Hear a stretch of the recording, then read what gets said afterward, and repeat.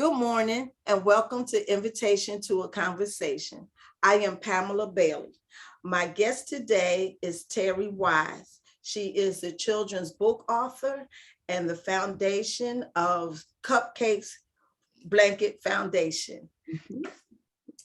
Terri Wise is an award-winning journalist and former television news reporter who loves writing and storytelling. One of her greatest accomplishments has been sharing her children's book called The Magical Cupcake Blanket, where children enjoy reading with sprinkles of imagination. Terri has a daughter who loves cupcakes, which sparked the theme for her book. At the age of 6 in Savannah, Georgia, Terri not only loved cupcakes herself, but loved reading. She couldn't wait to read everything she could get her hands on and enjoy sounding out words. That same passion exists today and has made her an advocate for child literacy. With each page of her book, Terri's goal is to engage every child and inspire a love of reading. She knows a number of children across the country aren't reading at grade level and understands the importance of making a change. And now I introduce you to Terri Wise. Good morning. Good morning. Thank you so much for that introduction. You're welcome. Thank you for accepting my invitation to a conversation. How you doing today? I am fabulous. I'm excited to be here. Thank you. Good. You said at the age of 6 in Savannah, Georgia. Do you still live in Savannah, Georgia? No, I don't live in Savannah, Georgia, but I tell you, I have such fond memories. I miss Savannah so much, just being there as a little girl. There was just such a great time in my life, and I just always have great memories of Savannah. But I am in the Charlotte, North Carolina area today, but I have said that I'm going to go back and visit Savannah just to kind of see what it looks like after all these years. I know it's changed, but yes, I'm in the Carolinas now. So, and I enjoy being here. Your bio said that you're a former journalist and now you're a book author. Was a journalist your first career choice? Absolutely. Speaking of Savannah, the TV was just always on in Savannah growing up, and specifically the news. And I know I'm dating myself, but there were certain journalists like Walter Cronkite who happened to be on all the time. And I just kept seeing, Peter Jennings and all the newscasters. And I just developed an interest in it way back then. So that's what led me to a career in reporting. And so with that, reporting is actually storytelling. And so I've always enjoyed storytelling, and I've just carried that interest over into writing my own book. So I love children, I love writing. So I thought, let me just go ahead and write a book, not talk about it or think about it, but actually do it and just make it happen. I had never written a book before, but I said, you know what, I'm just going to try. I'm just going to start and I'll just learn as I go. So that's how that sort of transitioned over, that love of storytelling. And as you said, journalism, you are verbally telling a story. That's and so being a book author, instead of verbally telling it, you're writing it down. So how was the transition from being a journalist to being a book author?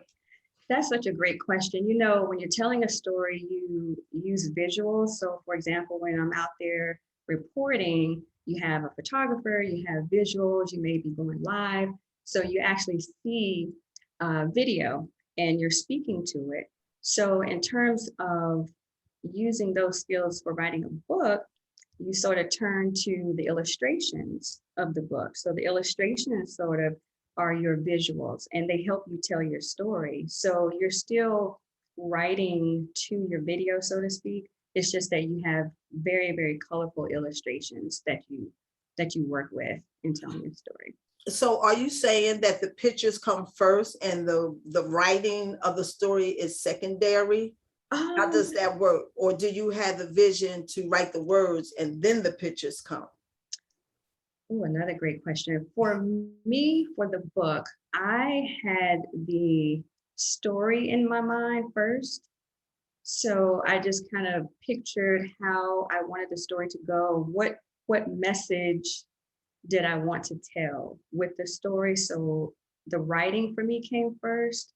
And then with that, then I looked at examples of illustrations, maybe from other books, to show the publisher the idea I had in mind.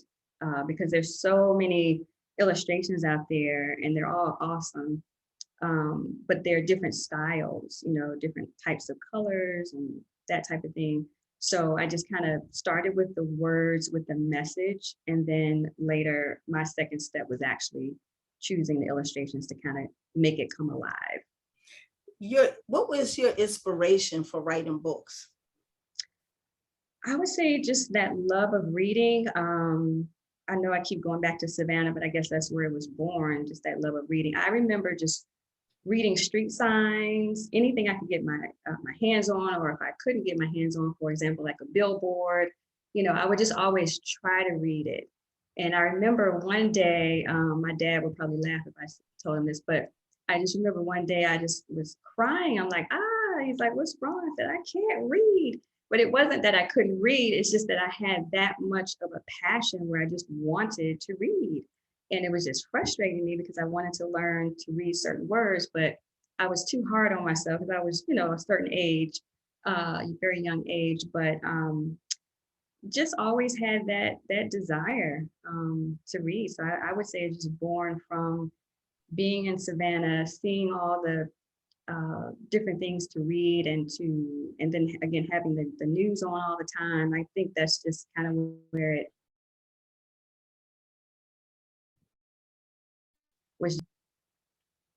Well, I love your marketing slogan, sprinkles of imagination.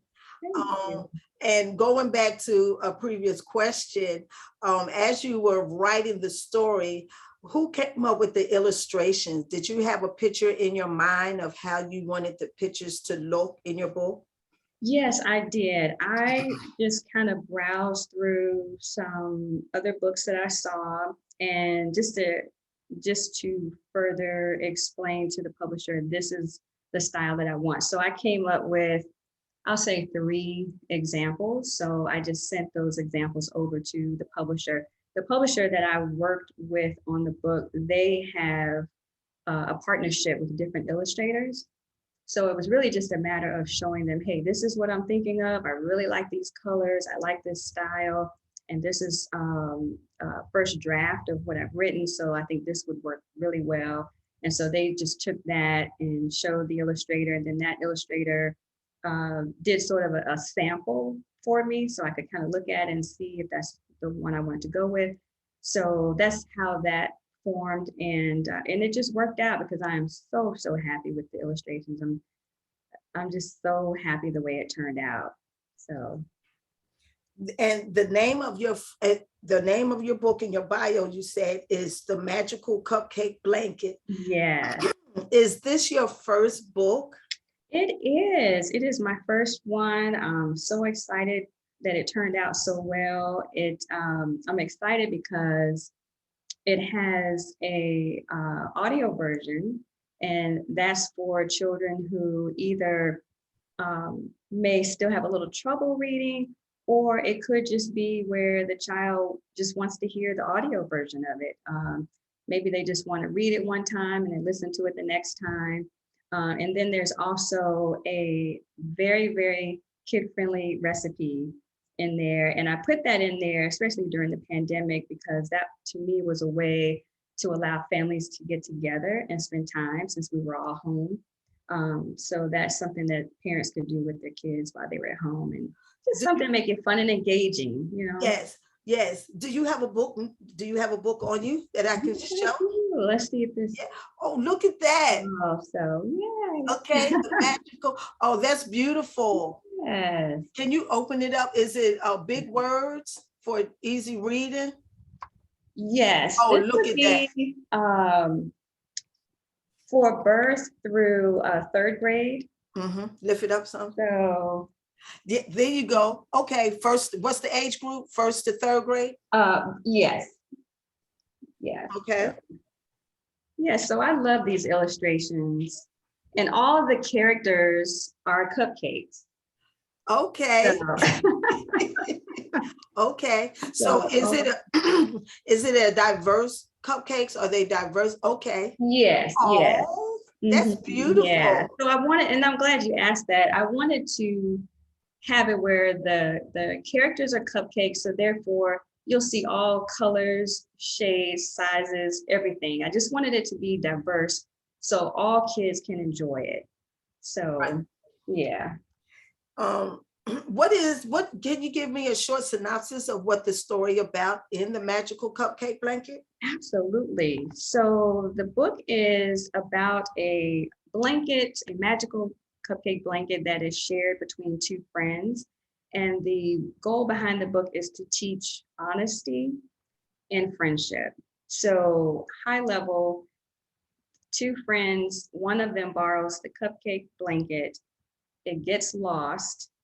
And I don't want to give it away too much, but it does get lost. And so there is a lesson learned, and kids will learn what that lesson is in the book. But it is definitely about friendship, honesty, sharing. And I did have to incorporate, since it talks about cupcakes, I did want to incorporate eating right. So I did make sure I put that in there. That's good. I want the parents to know I am incorporating that. Good. Can you give us a sneak peek about your cupcake recipe in the book? How long does it take? What are the ingredients? Oh, yes. It is, I'll just say it's very kid friendly. Um, so they can get their hands all dirty and all that and have fun mixing it. But it has a lot of basic, I'll say basic ingredients, your flour and your sugar and all of that. And it would take about, I say 25 minutes total. And it just has really simple instructions, 1, 2, 3. Again, these are kids. So it says things like, ask your parent to turn the oven on, things like that. So I'm keeping safety in mind. So it's very simple. And I kept it that way. I'm not a baker, but I did want to put something in here. Yeah. Is it one of those recipes that you can use? Do kids still use the easy bake oven? Oh, I remember the easy bake oven. Well, these you want to put in a real oven. So Okay. yeah, so I do remember that though. Okay. You said that you assist with children's literacy. Tell me about that. Yeah, so after writing the book, I wanted to take it a step further in terms of working with children and helping them with their reading. So I started a nonprofit foundation. It's called the Cupcake Tales Foundation, naming it after the book theme. And what I do is I work with children in both North and South Carolina. Before the pandemic, I would send flyers to the schools in the area, and I would meet with the children at a local library, and I would just kind of work with them and help them with any area that they're struggling with. Of course, I would read the book that I have, but then since we're in the library, we would have our choice of all sorts of books to read. There's computers in the library as well, so that's something we would do. But I just wanted to help children with reading and remind them that it's fun to read. That it's I know they're in class all day, but I wanted to try to find ways to help them, but let them know, hey, this is fun and you can do it. And so, in addition to the books, I have certain games that I bring. Not too many. I don't want to turn it into a game session, but I did have certain games and little flashcards and things like that that I would use when I'm working with the kids. And then I try to work with them for about an hour because I think after an hour, they're just sort of like tired. It's like enough. Um, so I do that. And then when the pandemic hit, I said, okay, I've got to rethink how I want to do this. So I just try to use technology when I can and maybe just, kind of come up with some videos that I can send to them. So I'm having to be a little creative right now. So I'm in transition of trying to find some other ways that I can help them. You said your book is from grades 1 to 3. What is the age group of your child literacy nonprofit? It is a great question. It is for the same age group. However, I have been getting some questions from parents who have children who are older. So I think moving forward or in the very near future, I will expand it. And the reason I focus on first through third is because in Charlotte, North Carolina, the school system has what they call EOGs, which is end of grade testing. And that typically happens in the third grade. And so I wanted to take a proactive step in helping children with reading before they get to the third grade and take that test.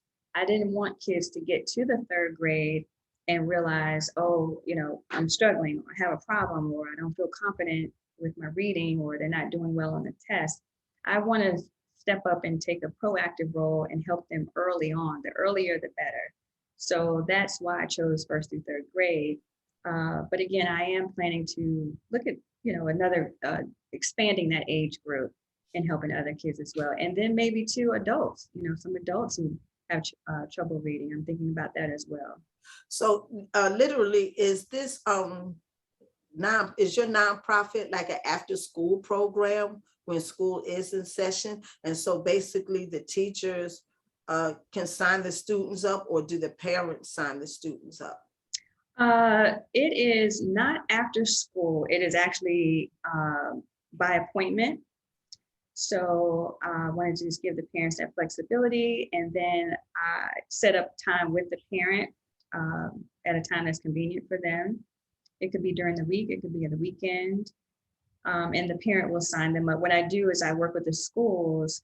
They approve a flyer that I create, and once it's approved, they will send that home with the kids, and then the parents can reach out, and then I just stay in contact with them, and then from there we just set up our time and just go from there. Okay. So you said it's a nonprofit, so is this free? It is not free, but I do ask for donations. So that is up to the parent. Is no obligation. It just does help, since it is a nonprofit, just so that we can get some supplies and maybe have donations and give to those who maybe need help or don't have books at home or school supplies and things like that. What is your plans moving forward? And is there another book in the future? Yes, there is another book in the future. I'm trying to think of a theme. I think I want to do a series, make this into a series. So I'm playing around with that idea. And I definitely want to create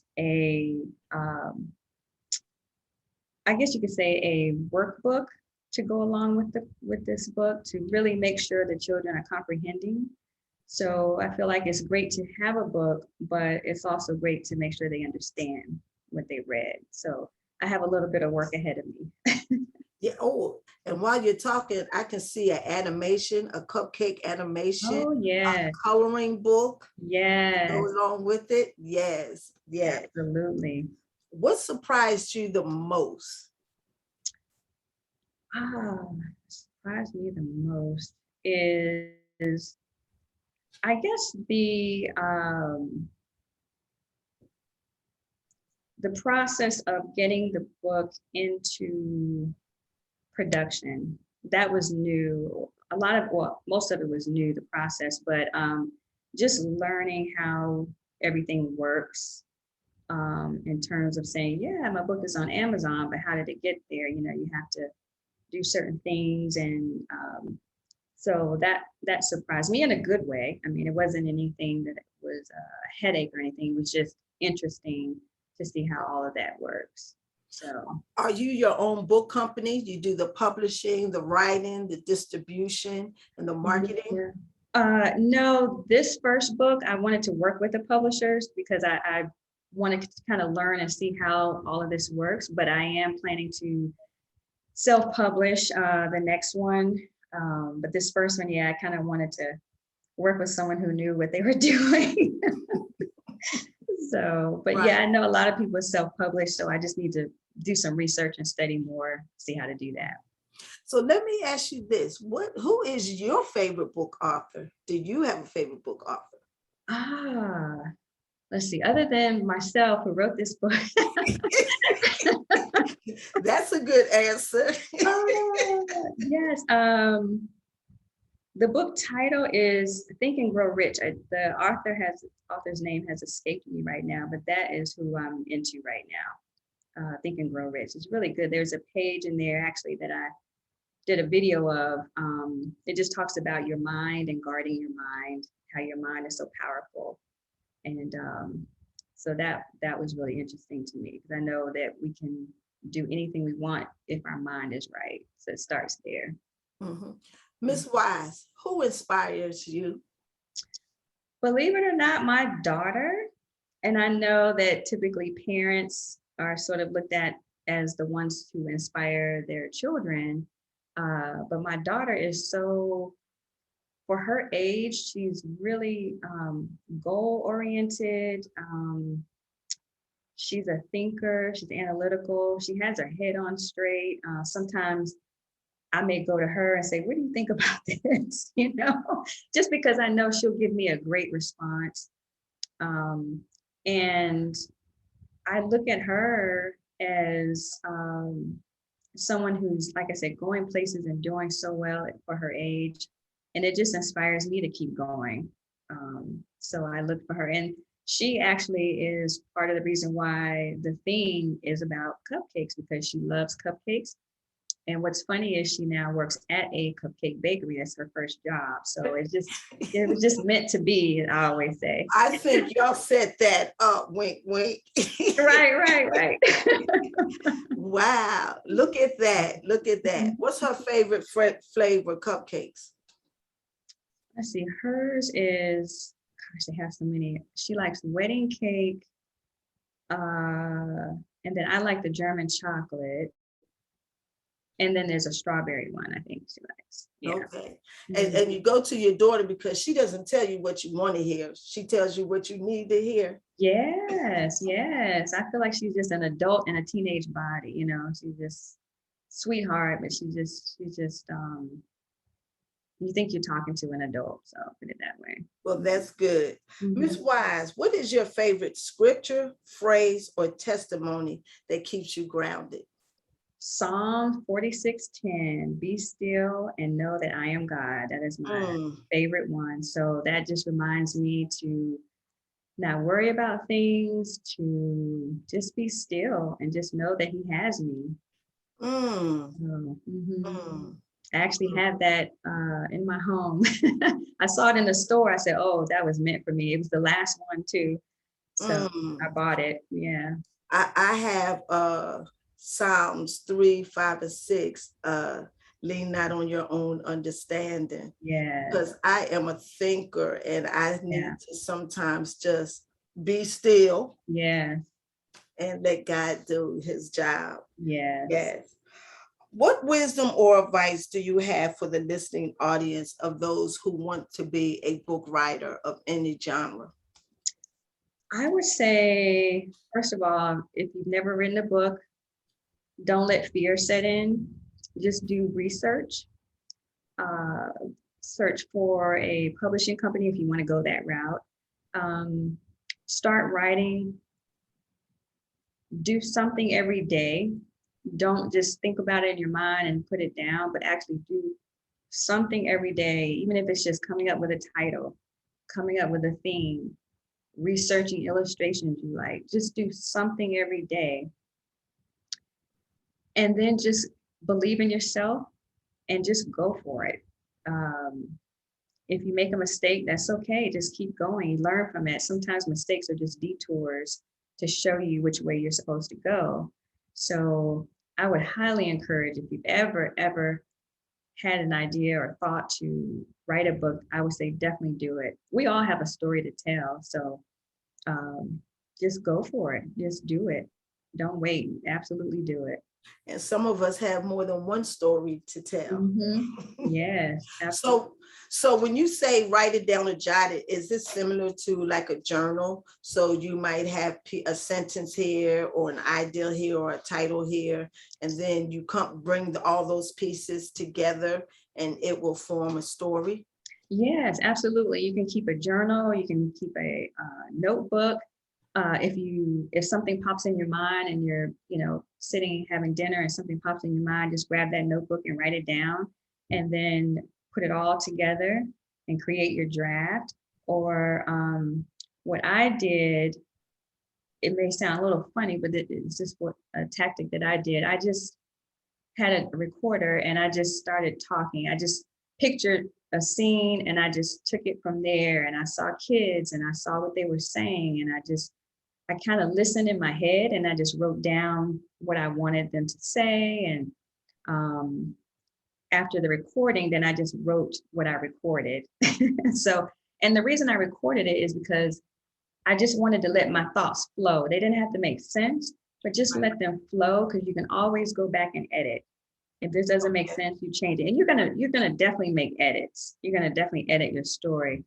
So sometimes you just write. Don't worry about perfect punctuation right now because you're not ready to publish it. You're just trying to get your thoughts down. You're just trying to get the theme down. You're trying to get your goal. What is the point of the story? What is the message you're trying to tell? So you're just trying to get those things down. So just let it flow, and then you go back and you'll have different iterations, and it'll just become cleaner and tighter and more concise.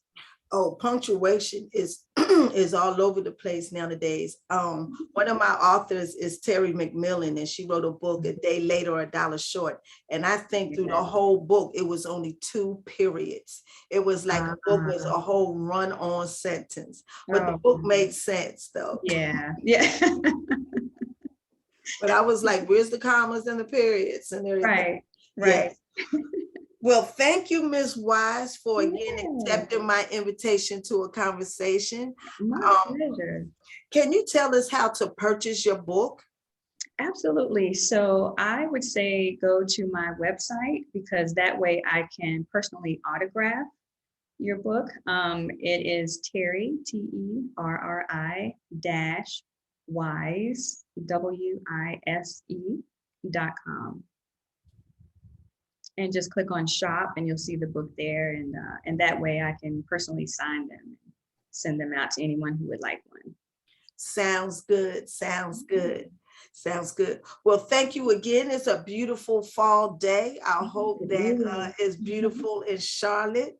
And come back again when you get that second book written and I let me know about it. Okay. I sure will. Thank you so much. You're welcome. Continue to have a blessed weekend. You too. You do the same. Bye-bye. Bye-bye.